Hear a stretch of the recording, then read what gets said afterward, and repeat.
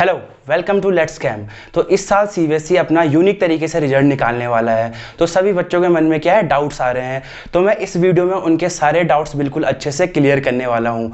Major जो 5 doubts हैं, जो सबसे पहला डाउट्स है मार्किंग। इस बार मार्किंग कैसे होगी, किस बेस पे उनको नंबर मिलेंगे। जिन्होंने 4 पेपर दे दिए हैं, किसी ने 3 पेपर दे दिए हैं, किसी ने 2 पेपर दे दिए हैं, तो उनको किस बेस पे मार्किंग होगी। सेकंड जो मेजर डाउट है कि इस बार सुनने में आ रहा है कि मॉडरेशन पॉलिसी अप्लाई हो सकती है। तो क्या इस बार मॉडरेशन पॉलिसी अप्लाई होगी? मॉडरेशन पॉलिसी आखिरकार है क्या? थर्ड जो मेजर डाउट है कि सब बच्चे इस बार क्या पास होंगे, कुछ फेल भी हो सकते हैं क्या? तो ये जो डाउट है मैं आपका बिल्कुल अच्छे से क्लियर करने वाला हूं। और जो अब आने वाले बच्चे हैं, जो 12th और 10th में अब जो बच्चे गए हैं इस बार, तो उनका सिलेबस कितना चेंज होगा, क्योंकि अभी स्कूल खुलने की संभावना है तो बिल्कुल नहीं है। तो स्कूल अगस्त सितंबर तक खुल सकते हैं, तो सिलेबस में बिल्कुल कटौती होने वाली है। तो कितनी कटौती होगी, क्या पूरे के पूरे चैप्टर हटेंगे या टॉपिक्स हटेंगे? तो मैं वो डाउट बिल्कुल अच्छे से क्लियर करने वाला हूँ। और जो अब जो 2021 में बोर्ड का एग्जाम पैटर्न होगा, क्या उसमें चेंज होगा या नहीं होगा? तो ये मैं 5 डाउट बिल्कुल अच्छे से क्लियर करने वाला हूं। तो वीडियो को एंड तक देखिएगा। अगर आपको वीडियो अच्छी लगी तो लाइक शेयर एंड सब्सक्राइब भी करिएगा। तो जो पहला जो मेजर डाउट है आपका कि मार्किंग किस बेस पे होगी, तो जिन बच्चों ने 18 मार्च से पहले जिनके 4 पेपर हो गए हैं, उनके जो टॉप 3 सब्जेक्ट होंगे, जिनमें सबसे अच्छे नंबर आ रखे होंगे, तो इनका क्या होगा, एवरेज लिया जाएगा। इन 3 सब्जेक्ट का एवरेज लिया जाएगा और इनके जो एवरेज मार्क्स होंगे, इनके बेस पे बाकी सब्जेक्ट के जो नंबर होंगे वो अलॉट कर दिए जाएंगे। तो ये ध्यान से सुनिएगा, जिनके टॉप 3 बेस्ट सब्जेक्ट के एवरेज लिया जाएगा और बाकी जो सब्जेक्ट होंगे उनमें मार्क्स अलॉट कर दिए जाएंगे, ठीक है। पर जिन बच्चों ने अगर 3 पेपर दिए हैं, जिन बच्चों के 3 पेपर हुए हैं, तो उनका क्या होगा, टॉप 2 सब्जेक्ट का एवरेज लिया जाएगा और बाकी सब्जेक्ट में उनके नंबर अलॉट किए जाएंगे। और जो बाकी बचे हुए बच्चे हैं, जिन्होंने सिर्फ 2 पेपर हुए हैं जिनके, तो ऐसे 2300 बच्चे हैं। ऐसे कितने बच्चे हैं? 2300 बच्चे हैं।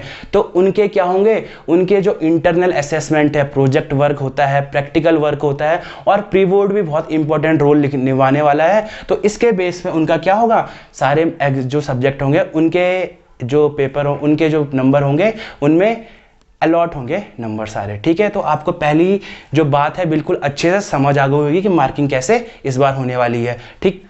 सेकेंड जो मेजर डाउट है कि मॉडरेशन पॉलिसी, आखिरकार मॉडरेशन पॉलिसी है क्या? तो मॉडरेशन पॉलिसी क्या होता है, अगर हमारे पास कभी डिफरेंट सेट में जो पेपर होता है, अलग अलग सेट में पेपर होता है, तो एक सेट जैसे इजी आ गया, एक सेट क्या हो गया, टफ आ गया, तो उन सेट के नंबर सिमिलर करने के लिए क्या होता है, सीबीएसई जो है उन सेट के नंबर सिमिलर करने के लिए एग्जाम में नंबर होते हैं वो 15%, मैक्सिमम 15% तक बढ़ा के देती है। तो क्या इस बार मॉडरेशन मैक्सिमम 15% तक बढ़ा के देती है? तो क्या इस बार मॉडरेशन पॉलिसी लगेगी? क्या इस बार नंबर बढ़ के आ सकते हैं? तो इसका जो सबूत है हमारे पास, जो 30 जून को एक नोटिफिकेशन जारी हुआ था कि जो 9th और 11th के बच्चे हैं, किसी कारणवश फेल हो गए हैं, तो उनका जो एग्जाम होगा, ऑनलाइन एग्जाम होगा और उन्हें पास कर दिया जाएगा। और उसके बाद भी अगर वो फिर से फेल होते हैं तो उनका फिर से ऑनलाइन एग्जाम दिया जाएगा और वो फिर से पास हो सकते हैं। तो इसलिए सीबीएसई ने बिल्कुल क्लियर कर दिया है कि इस बार बच्चे पास होंगे, फेल वो करने वाले नहीं है सीबीएसई इस बार। तो इस बार बिल्कुल अच्छे से ध्यान रखिएगा कि सीबीएसई का पूरा मन है इस बार कि सारे बच्चे जो हैं वो पास हो जाएं और नेक्स्ट क्लास में चले जाएं। तो इसीलिए यहाँ पे हमें ये लग रहा है कि जो इस बार जितने भी बोर्ड के बच्चे हैं वो सभी के सभी पास हो सकते हैं। मार्किंग स्कीम जो है बहुत ही ईजी होने वाली है, लीनियंट मार्किंग होने वाली है। इसीलिए इस बार लग रहा है कि मॉडरेशन पॉलिसी जो है वो अनाउंस तो किया नहीं है सीबीएसई ने, लेकिन वो मॉडरेशन पॉलिसी हिडन है इस बार, तो वो मॉडरेशन पॉलिसी अप्लाई कर सकती है।